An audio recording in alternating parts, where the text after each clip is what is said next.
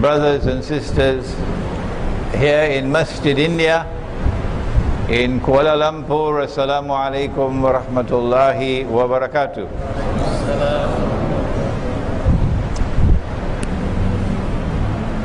It is something very strange indeed as we address you tonight on the topic of the future of Islam in India, Pakistan, Bangladesh, Kashmir. Not the future of Muslims, Pakistanis, not the future of Bangladeshis, the future of Islam in this region of the world. At a time when very strange things are happening in the world, very ominous things, dangerous things are happening in the world. It is clear for those who have been studying what's happening in the world that we are now located at a very, very dangerous moment in history.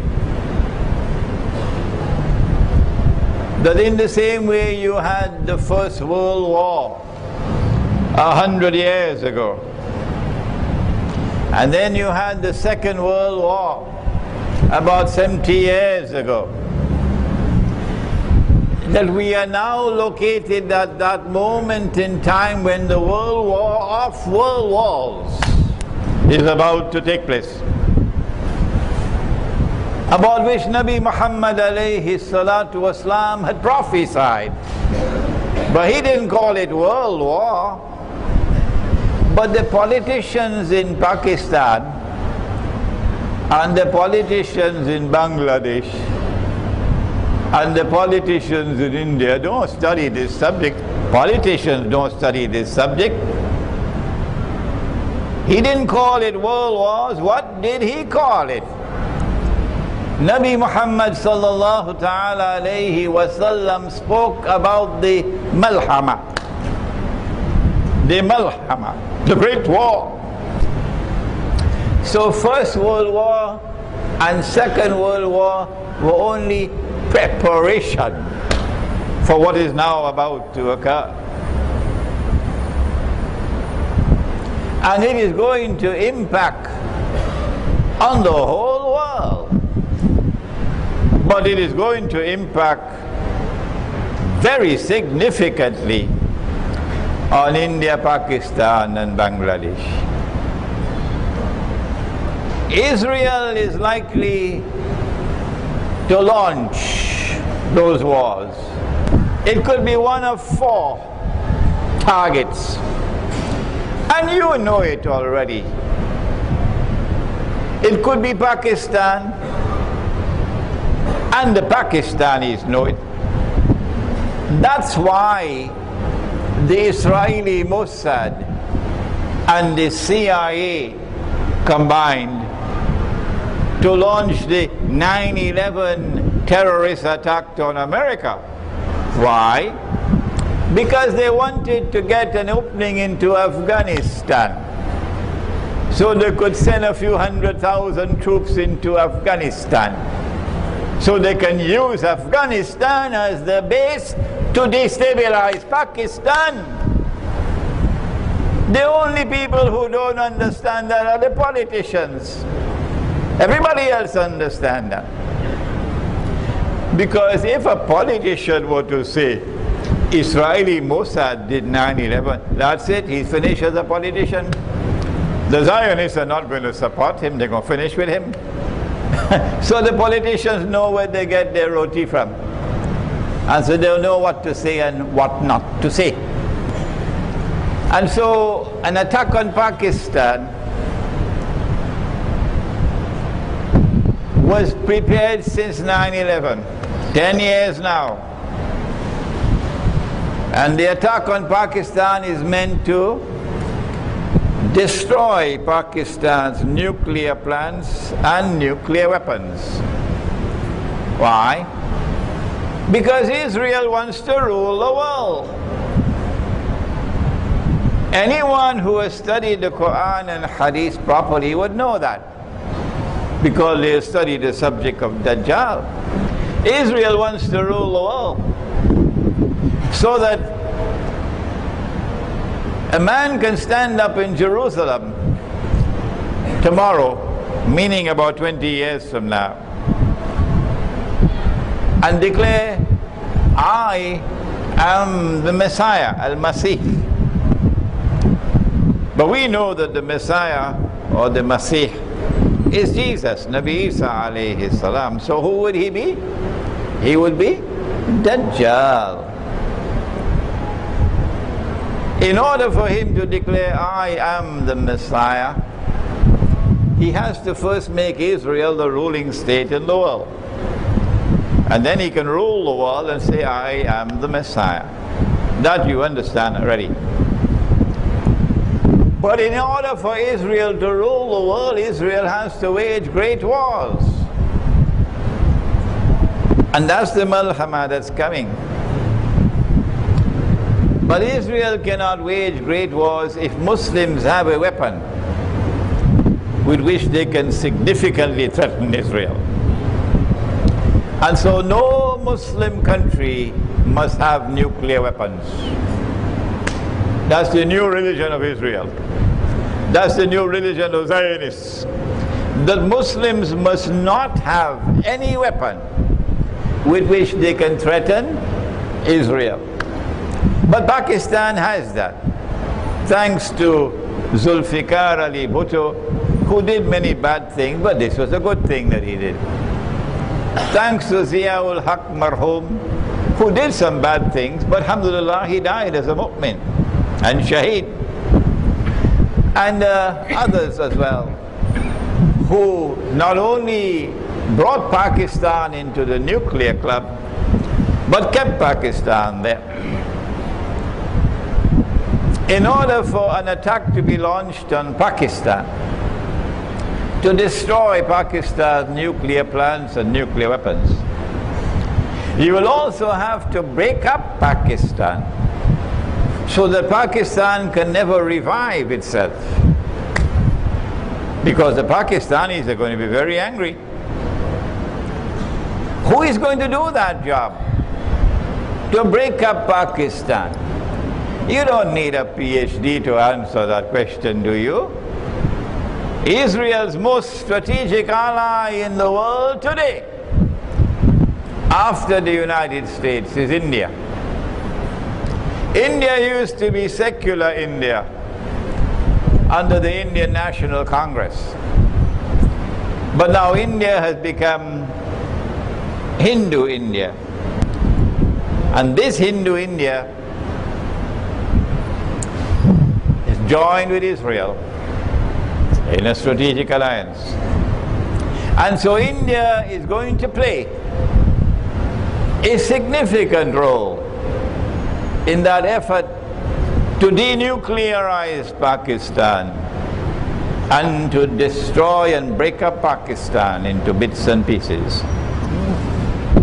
I believe the Indian Muslims already know that. They know that. And so that is one of the possible wars that's coming. And so we have three possible battlegrounds already. One, Pakistan. Two, Iran. Three,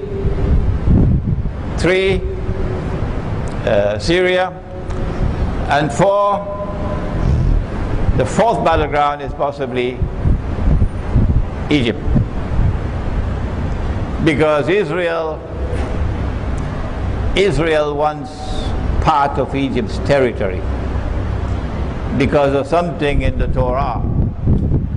The Torah says that the Holy Land extends from the river of Egypt to the river Euphrates. From the river of Egypt to the river Euphrates. Meaning that part of Egypt, from the river Nile to the Red Sea, belongs to Israel. What do we do? Israel is going to strike. And India is Israel's most strategic ally in the world after United States. And because the attack on Pakistan is pre-planned, we know it's coming. And the plan is to create an independent Balochistan, which will be another Libya, a Zionist state. And take part of Sarhad and put it into Afghanistan to make a greater Afghanistan, Pakhtunistan. And take that part of Pakistan which is called Azad Kashmir and make sure it goes back to India. And take part of Punjab and part of Sindh and absorb it into India. And maybe even create Karachi as a city-state. What remains of Pakistan would be bits and pieces that can easily be controlled by India and will now exist under Indian hegemony, political and economic and even cultural. Since we know that this is coming, what do we do? I want to now turn to a hadith of the Prophet sallallahu ta'ala alayhi wa sallam connected with India. The word India does not occur in the hadith. In the hadith it is the word Hind. Hind. And Ghazwa would be wars fought by the Prophet alayhi salatu wassalam. But because this is a war which will take place at the time of the return of Nabi Isa alayhi salam, perhaps for that reason it is known as Ghazwa. Allah knows best. Ghazwatul Hind. That there are hadiths of the Prophet alayhi salatu wasalam, and I am not in a position to assess their strength and authenticity, that there will be an end time, meaning Akhirul Zaman, conquest of India, or conquest of Hind, not India. But there is also an end time conquest of Constantinople. Constantinople. This one is a very well-established hadith, very strong, that the Prophet said sallallahu ta'ala alayhi wa sallam that Umranu Baytul Maqdis, at that time when Baytul Maqdis or Jerusalem is flourishing like it is today under the Yahud, under the Zionists, it is re-center stage today. At that time would be Kharabu Yathrib. Yathrib or Madinatul Nabi would be in a state of desolation, playing absolutely no role on the stage of the world, not even in Islamic affairs. That's Medina today. The time of the flourishing state of Jerusalem would be the time when Medina would be in desolation. The time when Medina will be in desolation will be the time when the Malhama will come. The big war is coming, where most people will die. The time of the Malhama will be the time of the Fathul Constantiniya. That Constantinople will be conquered at that time in Akhirul Zaman. So the conquest of Constantinople 600 years ago obviously could not be what the Prophet is talking about.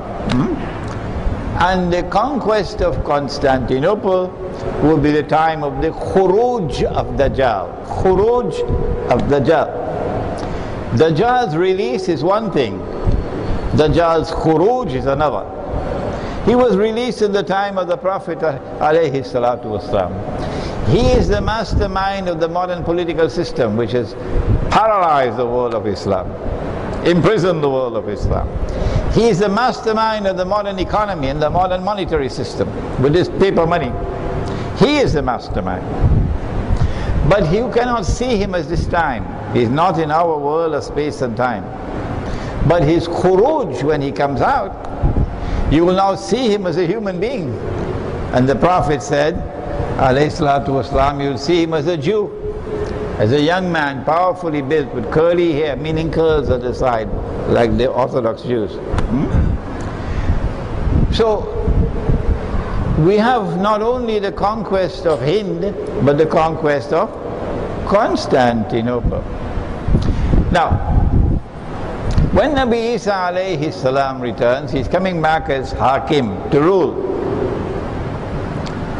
So I asked last night, would he have to submit to the authority of the Security Council of the United Nations? Huh? Tell me? Huh? Obviously not. Tell them that in Washington for me. When he comes back to rule the world. Which means he has to rule over the Zionists. Which means he has to rule over India. India will have to submit. Hindu India will have to submit. And therefore, whether you have the ahadith or not about Ghazwatul Hind, it is clear to me that there will have to be an armed conquest of India in order to ensure that India submits to Nabi Isa alayhi salam. Who is going to be in that army? It will have to be mujahideen. I don't think the standing armies of the modern secular states are going to do that.